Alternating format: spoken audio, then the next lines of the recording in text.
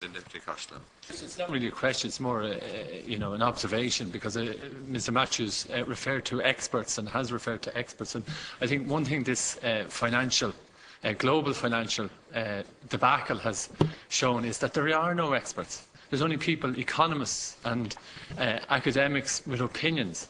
And I think that clearly that there's some people who are convinced.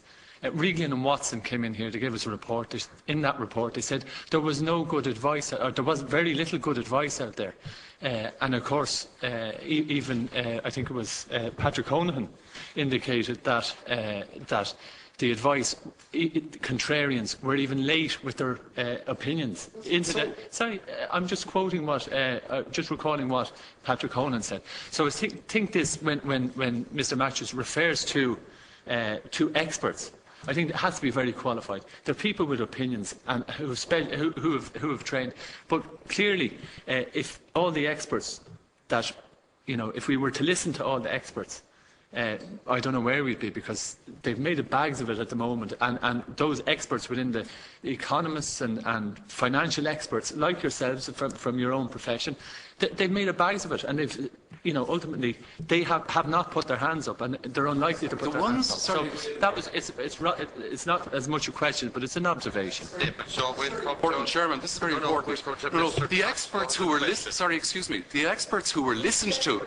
The experts. I am not going to. They're people with opinions. They're not experts. The ones who were listened to were wrong. No. Sorry, Chairman. Factual stuff here. Yeah, well, I'll give you factual stuff. No, has a question. Chairman, I'm not worried about experts one way or the other. I'm only interested if somebody has something valuable to say. And I think Mr Mathews has quite a lot valuable to say to us today. And just going back to the legislation, the NAMA legislation, I remember being involved in the debate, and it went on all night in the last analysis of it. But one of the main, if not the main purpose of that legislation, stated by the Minister, stated in the legislation, was that NAMA would get credit flowing into the economy. No. I asked this. I want, Chairman, over again. No, I want to get clarification on this, because I was always of the view that the major function, or one of the major functions, if not the major function of NAMA, was that it would create a flow of credit. And that it would was repeated to us ad nauseum. You're quite right, Deputy Constable. That it would have the effect of recapitalisation. The mantra. The propaganda mantra. It's not just the mantra, it's what the legislation says and what the Minister wrote into the legislation, and we questioned it and asked about it, but the Minister assured us that that was the case. What you were telling us today is that that may very well not be the case. And it's not may well, it was not the case.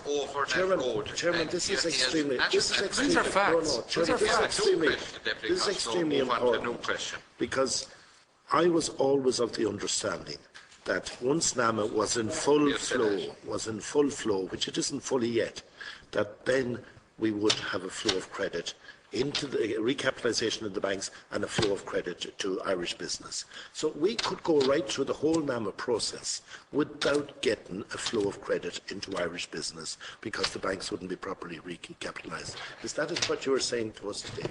That is an outcome that's very possible and quite probable. And the proof is, the IMF are not, just a careless advisor to the Department of Finance.